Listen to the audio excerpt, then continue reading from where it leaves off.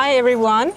Welcome to Arles. Thank you for all coming to meet more or less known photographer, Martin Parr. It's a great chance to have you here in Arles. You haven't been here for 5 years, I think. And so when I learned you were coming, we thought about organizing this small chat here for the Arles PhotoBook Rencontres. Because it's a special place here. You have half of the book fair showing some French publisher and inviting publisher from everywhere in the world. There is a second part of Arles PhotoBook Fair, which is at ENSP. And it's a very important moment for publisher here. Maybe the most important moment of the year. You really have to go and visit those two places, meet their publisher, and please buy some books, even if it's too hot, even if it seems too heavy, because it's really important just to help us to keep on going and to keep on publishing. Well, Arles is a very special place for books, but it's also a very special place for Martin. I think the first time you were exhibited here, Martin, was in 1986. Correct, with the Last Resort project. Okay, so this gives me the chance to show you the book that we are talking about, The Last Resort. I think it's the 7th or the 8th edition of this book, Martin? I think quite a few, because the original cover was very different. I published it myself. I had trouble getting publishers back then, so I got a small grant from the Arts Council and published it myself under Promenade Press, because we lived on Egremont Promenade. And then Dowie Lewis took it up. We redesigned it. No, he first did a copy of the original design, which had strange shapes on them as well. This is a more classical version of the book. And yes, it keeps on going. It keeps on selling. Despite the fact it's done 35 years ago, it's still probably my most famous project. I often think to myself, have I just gone downhill since then? Because I've never done anything quite as sort of memorable, really. So it's a bit depressing, so I don't think about that too much. Otherwise, I might just stop. So we have here the French publisher of this book, André Frère, right there. And he's also... Is André there? Right there, right here. Hello, André, how are you doing? How are you? Good. And the cover is different because I asked Dowie Lewis to change the cover. And Martin said, yes, okay, we can do it. We change the cover and we change the format a little bit. The first one was more longer. Was it? Yes. I'm learning a lot about myself here. So it's something that is very, very repetitive in your collection of your own books. Is that you have a first version, you have a second version, you have a French version, an English version, sometimes a Russian version, or Chinese. What is the weirdest country that ever published a book? I think having a Russian book these days is quite something, actually. Yeah. Yes. Do you think I'll be arrested for doing that? Or poisoned? I don't know you anymore, so it's none of my business. So I think it was the Russian book was Parr after Parr. Right? Yes, it was the long extended interview I did with Quentin Bajac. And that came out in a few different languages, I believe, and I'm not even sure which ones, to be honest. But we always have a French edition because the French do like buying books. We like that about the French. They love buying books. I think people say that Japan and Tokyo is the best photographic book market in the world, but number 2 must be France. I don't know. How many French people are here around? There might be a few, I'd guess. Well, it brings me to another chapter that shows the importance of the link between you and books is your knowledge about the market of books. I think you are the number 1 specialist. You've been publishing an anthology in 3 volumes about photobook collection. You've been doing here an exhibition about Chinese photo books some years ago. And you've been collecting some books. You had like this wonderful collection of 13,000 books that you were first loaning to Tate, and that was acquired by Tate. Can you tell us a bit more about that? I mean, first I wanted to talk about the 3 volumes, the history of the photo book, volume 1 and 2, which came out around 2004. And then 10 years later, we did volume 3. And Jerry Badger, who's a very brilliant writer, and I really thought that the status of the photo book had been underestimated. And, part of our reason to do this was really to have a photographic history from the side of the photographers, because a lot of the research was done by asking my other, my photography friends, what books have influenced you? I would go to different countries like Argentina, say, and I'd ask photographers, you'd have a chance to meet them, what books in Argentina have really inspired you? And in a sense, we think of this as a revisionist history. The history of photography is very fluid. It's always changing. And in a sense, I think the whole revival of the book market and the book appreciation has really changed the history. It means it's opened things up. As you may know, there are now photo books about places like Iran. I got one sent for me the other day from Portugal. Every country has got its own history of the photo book. So, and we know now there are photo book festivals, there's always photo book fairs. So I think people's interest in the photo book is always growing. And I'm very glad that our books made a contribution to the way that sort of changed. What was the first part of the question? Second part? The second part of the question was about your collection of Oh, books. yes, right. So most of the books in those 3 volumes are ones that I had collected myself. Certainly every book from volume 2 and 3, there's some in volume 1, which we had to photograph from the V&A, galleries like that. And I spoke to Nick Sirota, he was the director of the Tate. And remember, the Tate Gallery in 2004, or was it 3, made this big statement. They did a very big photographic exhibition. Previous to that point, the only way they would collect photographs is if you were an artist who uses photography. So they realized they'd really made a big error, because the Pompidou, MoMA, New York, we all know they have been collecting photographs and books for all these years. So the Tate entered the game, but of course they didn't have a photo book collection. So I went to Sirota and said, I think this would be a very good home for my books, because people were constantly borrowing them from me. I couldn't keep up with it. They're all in random places because I had so many. And we started a very long process of negotiating that this collection should be acquired at a very reasonable, below market value price. Maya Hoffman here helped with that process. And I'm very glad now that my books are there. You can go online to the British, to the Tate Library and see a whole inventory. And if you want to see any books, you just write to them and say, I want to come in, and they'll get those books out and show you. So it means we have a fantastic resource. So they've gone from having one of the worst book collections from photography to one of the best in one go. Well done. And that makes a new bridge from Arles to you and to London, because as you were saying, this was made also possible with the support of Maya Hoffman at Luma. And they actually did a show with your books, 50 years, 50 books at That's Luma. right. We did, yes. So we picked one book from every year that Arles has been running. And that was a show, I don't know how many years ago, maybe 5 or 6 years ago. It was in 2019. Okay, I'm glad you know, because I have forgotten. Well, that's I mean that's a lot of knowledge, and it's also a big source of inspiration, of course. I think you are a big source of inspiration for a lot of photographers here. I can see someone are saying yes with the head, yeah. Like, I mean, very strong. Which photographer would not want a book? I mean, it is the ultimate statement for any photographer. You have you control the narrative, you get involved with the design, you hopefully find the right publisher. You may have to pay for it yourself, but it's the ultimate statement for any photographer. And I challenge any photographer to say, I don't want to do a book. You'd have to be pretty weird if you said that.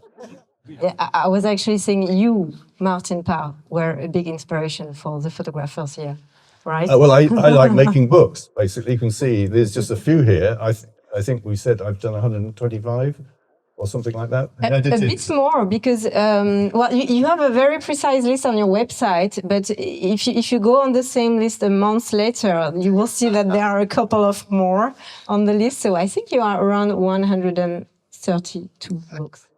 Something like that. And I'm very glad, because PhotoBook Museum here are arranging an exhibition next year in Nuremberg where they're going to display all my books.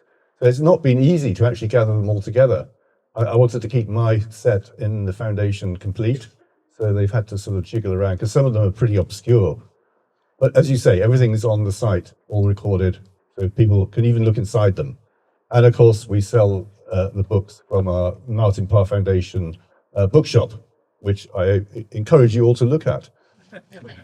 Yeah, we just have like this small trouble now is that when you buy a book from the UK, you have to pay import tax. But we all hate Brexit, by the way. You never meet anyone of my age, and I'm 72, who actually love Brexit. I mean, it's bonkers. I'm ashamed to be British that we put that through as a referendum. well, we are not in a very good position at the moment neither. So, well, we might join you in a sort of resistance, So let's now focus on your books. We were seeing something around 150. It's an amazing collection of books that can show various experimenting, how to show, how to tell, and how with the same body of work you can experiment various sizes of books. So I'm going to take one, which is... Why don't we talk about Xavier Barrel, because we have three Yeah. examples there. Exactly. I was about to take this one, which is like really... very special, so don't try to buy it because it's totally sold out. But Xavier Barral Atelier now. Maybe you can open it up and like show. Yeah, so Xavier Barrel, no longer with us, sadly, was a brilliant designer. And we did this book called Life's the Beach. Aperture initiated it, and they did a basically cheaper copy over in France. But then he came up with this deluxe one. And you can see we've made it like a photo album. We even got the tissue between the pages. And amazingly, he had this done in China, and they physically put all these photographs into the book. If I take one of those photos out, they're very difficult to get back in. How they managed to do the whole edition and put them back in is to me a mystery. And I wrote in ink, and they reproduced that as well. It looks pretty true. It's really like it's handwritten, right? Yeah, but it is printed, of course. Yeah, yeah. And this is my project about beaches around the world. We're looking here at that one on the left, on the right, your left, my right. That's the indoor beach in Japan, which apparently is closed down. But I went during Golden Week, which is the big week in Japan where the whole place goes crazy. And that's why it's so full of people. That's in Copacabana. There's also, I think, quite a few pictures there from Mar del Plata. Mar del Plata is in Argentina. I think it must be the biggest seaside resort on the planet. It's huge. And if you meet anyone from Argentina, they always know about Mar del Plata. They've been taken there on holiday as kids. And that's a crazy place. That's from Mar del Plata over there. And it's 17 miles long, so that's 23 kilometers, 2,000 hotels. It's enormous. Anyone been there? What? No one? There's no one from Argentina here? You're too poor. Oh, yeah. Couldn't you hitch down there or something? You mean you've never been? Well, you're the first person from Argentina I've met who hasn't been. We'll start a Kickstarter to get you there. And you can get a cheap copy of the book because there is a beach hand book side, a smaller size you can put in your beach bag. Yes, but that's out of print, I'm afraid. There is an Italian edition still going, by the way, which has got extra Italian beaches in. Okay, so and this is, do you want to show this? yeah. Yeah, this is auto-portrait. This is a project that I've been doing for many years. And it's a series of photos I've had taken in different studio portraits as I traveled around the world. And on the front of the book, there is a puzzle. You've got to get 2 balls into my head. And I think, to my knowledge, it's the only photo book I've seen that actually has a puzzle on the front. So I was very happy with that. Which is And then pretty finally, do visible. you want to dig out the Paris book? This is another Xavier Barrel.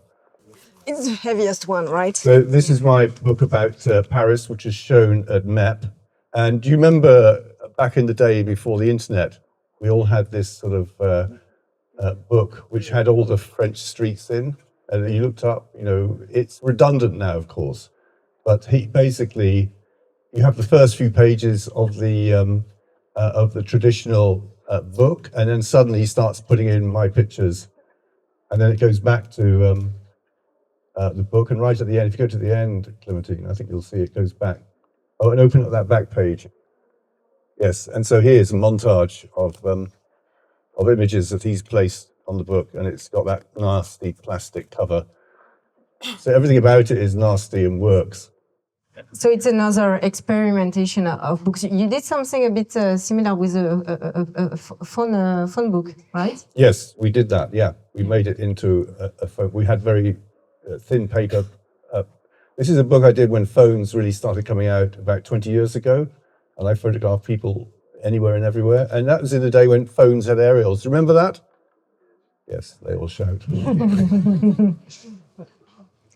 Should we just talk about the fashion book, and then we can go on to your? Yeah, can we just say a special word about the Xavier Barral? I'm very curious to learn what was the type of the relationship between you and him as a publisher. How did you meet? I mean, very good. I mean, you would just hand a project to him, and he'd come up with a brilliant design. I mean, I've never known a more brilliant designer, really. And of course, if there's something like this, it gave him an excuse to sort of invent this album.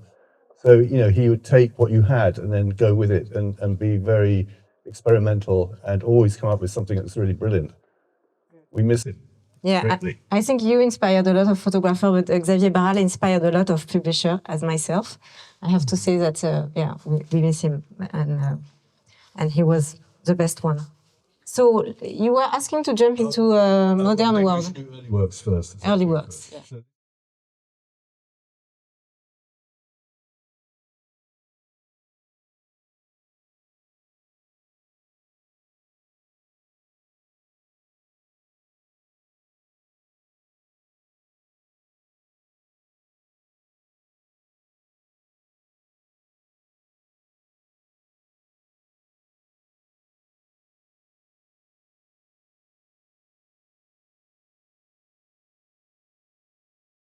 French, carry on. Carry on, that's not the right word, is it? The French edition in France. Yeah, Thank you for doing that. and we have to republish it now because it's sold out. So I think you've asked a few change about this book, so a few critics.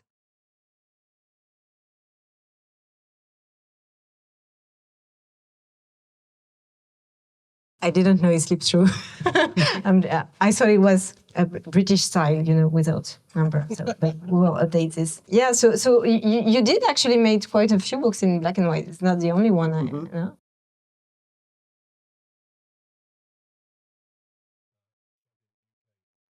Yes, There is quite a traditional design, I have to say, but that was done in 1982 as well. So that was very exciting. And at that time, bad weather was only in UK and Ireland. Now with the global climate, it's everywhere. But that's right. Well, we're having a terrible summer in England this year. It's probably better in the south of France.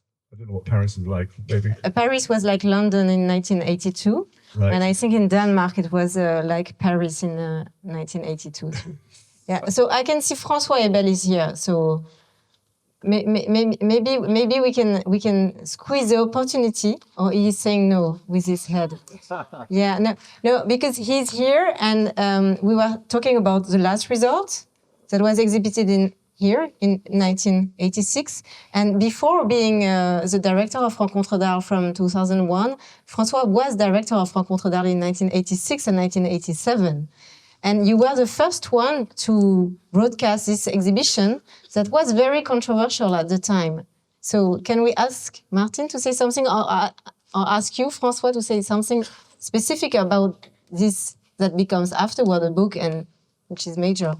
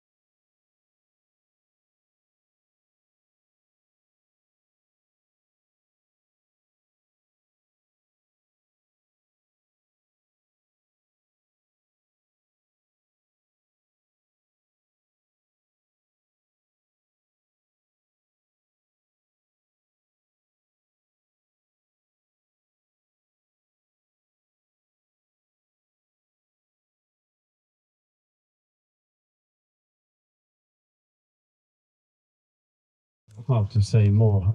Bonjour, hello. I can just say one thing about 1986. Two things. First of all, that half of the board of administrators resigned. Thank you, Martin. Because of last resort. Well, because of last resort, or because of last resort being shown in beach cabins which were painted in pink by Olivier Thierry. It's a place that everyone thought disgusting, called the Atelier. So all of this combined and driven by your photographs was not exactly appreciated by the tenants of black and white classical photography as they were in Arles at the time. So that was your first gift to me, and I really loved it. Later on in Arles, when you did all the interiors deco, Signs of the times. Sign of the Times show, we invested the Hôtel du Forum that had incredible pieces of furniture of the 50s. And as Martin very early did posters in London to show the sign of the Times project with one picture, one sentence, no other graphics. We brought the posters in the Hôtel du Forum, and we took from the attic all the furniture down from the 50s, which were going along very well. They now are at my country house, I would say. So that's the second thing I have to thank you for. And we did many silly things together, not always appreciated, but I mean, I'm sure that has freed photography in a way that no other photographers has freed photography. Thank you. Thank you, François. So just to explain what it is, there was a television director, and he made this series of documentaries where he would go into people's houses. People would write in and offer to be in the show. And for example, the first program was about couples who argue about taste. Okay, so they would go and film in their house. They would get quotes from both the man and the woman, and then we would sit together after I'd taken the pictures, after they'd done the filming, and work out the sort of the tension between the photograph and what they're saying. And that's it was actually published by Textual in France as well.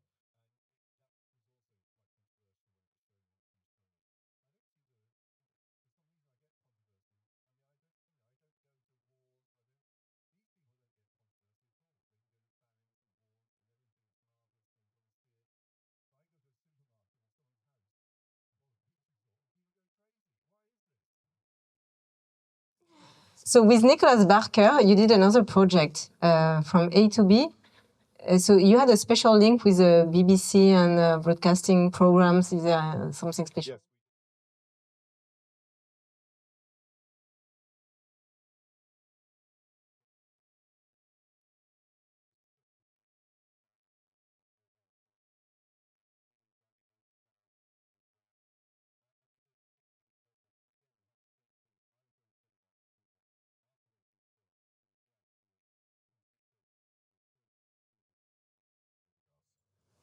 So another sold out book, right?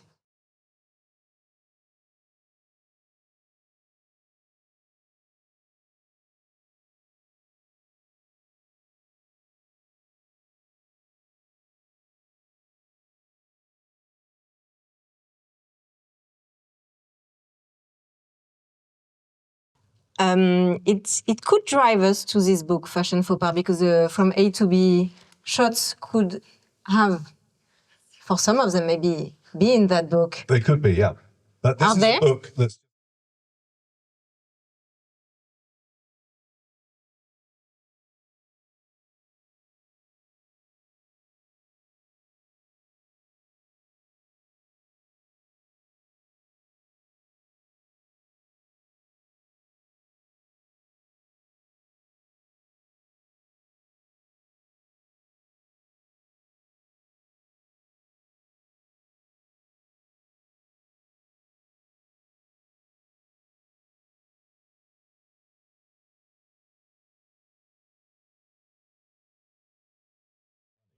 Like this one, the Gucci cruise. that was a Gucci Yeah. shot, yes.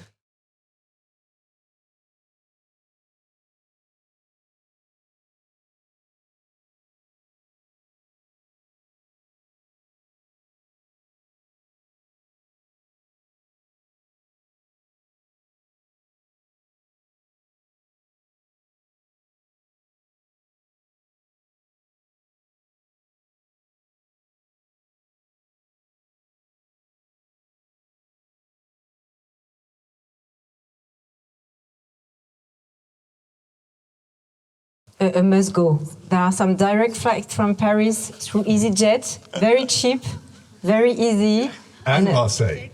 And And Marseille to Bristol. And Marseille to Bristol? Okay, great to know. So another book, which is not directly fashion, but made by a fashion brand, which is Louis Vuitton. They have this wonderful collection that was also created by another great publisher that passed away last year, Julien Guerrier, who was very important to a lot of photographers. But so this collection is called Fashion Eye. They actually have a shop there, but Martin Parr did a book signing yesterday, and I think they are sold out. They are sold out now. I don't know, but well, you can go and get some more copies. We have some there, but not a lot.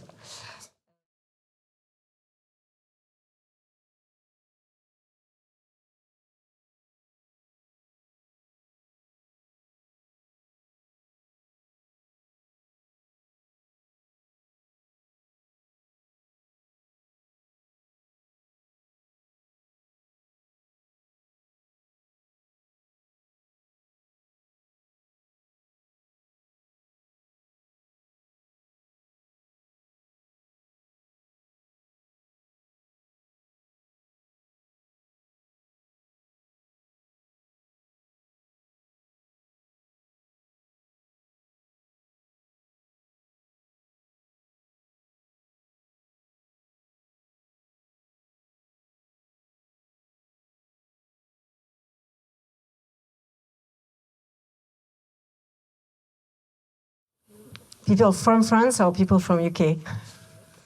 Well, if Are you they're French? people. German. That's it.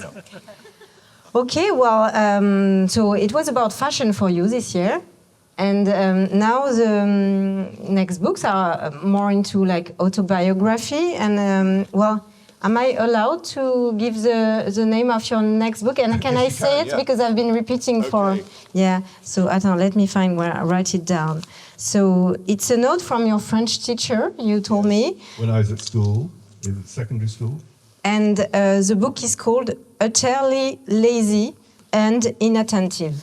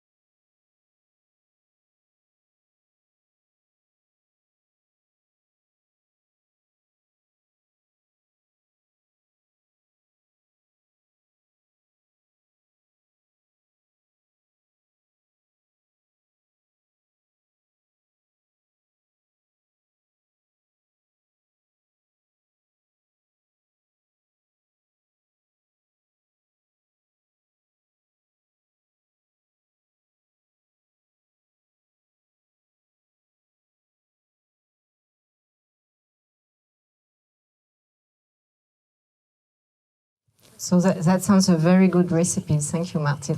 Well, I think we are nearly to the end of this conversation because Martin wanted to leave some time for question and answers too, and for some book signing. So we'll just, if anyone has any question. I have a somehow personal question. Releasing your first book, it's like jumping with a parachute for the first time. It's like so many emotions and, you know. But after 150 books, how do you meet your every new book? With what emotions? What do you feel or maybe don't feel? No.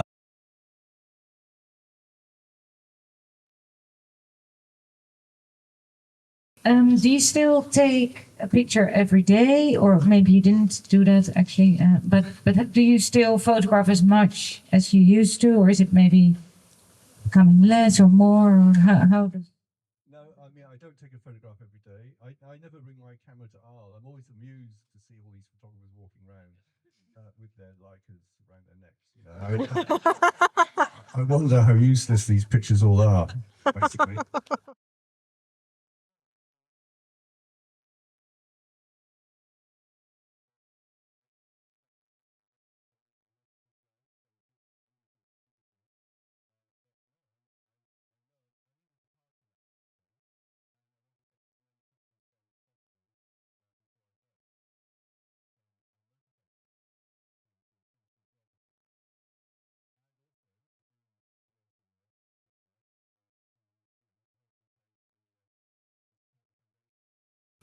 So you also teach photography, and I was wondering like what your approach is to teaching and like what advice you could give young photographers.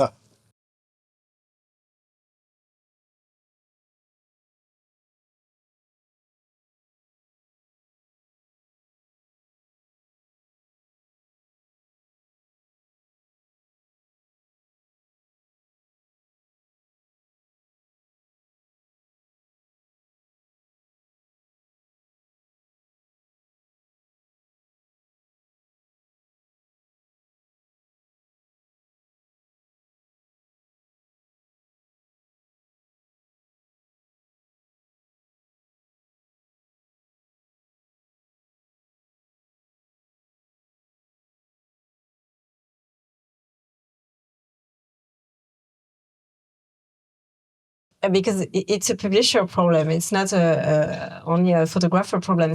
The thing is that when you print book, if it doesn't sell, you have to store them. And sometimes the storage and the insurance and the tax on the books are more important. So it's always very difficult for a publisher to find the good print run. Even for Martin, here we have a couple of books that we've chosen because they were still available, but some of them, like if you take the True Stock one, which is a pink one, in France was not as much a success as the early books one, which is here. So we printed these books. We made 3,000 copies in France and it was sold out in a year. And the True Stock, we only did 1,050 copies of it and it's still on. So, well, the decision of reprinting a book is not a easy decision to take. It's like very heavy cost, like to get one extra book or 2,000 extra book is the same cost. So it's, but you're right, we should definitely reprint, but whether we're going to talk about that, Okay. Right. Thanks for that tip. Yes, we'll send you a free copy, right? Thank you.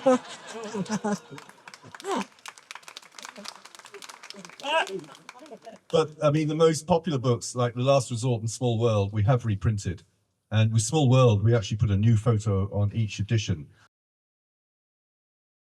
The chance to ask the last question.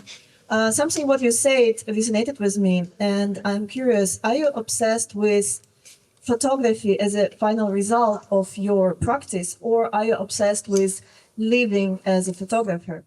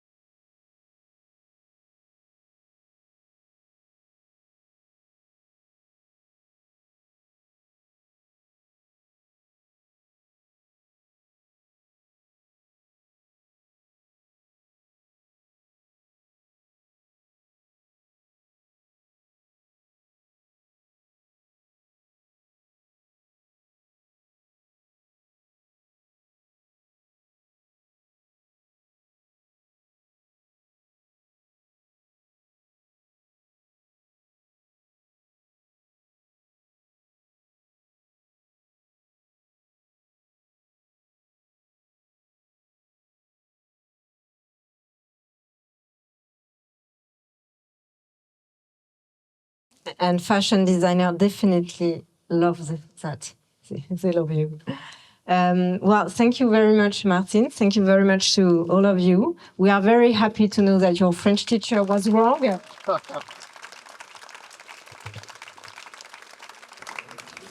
Do you want to say the last word, Martin?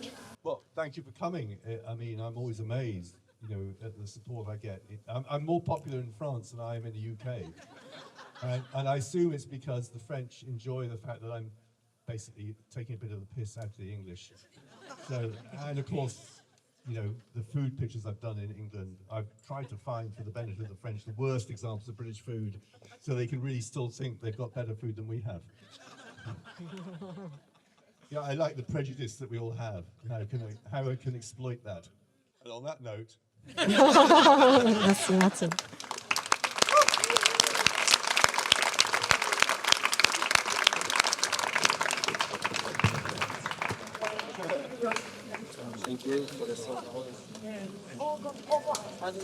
Ah oui. That was quite wonderful. Thank you. Just now and again it happens to me. I'm so proud to be British.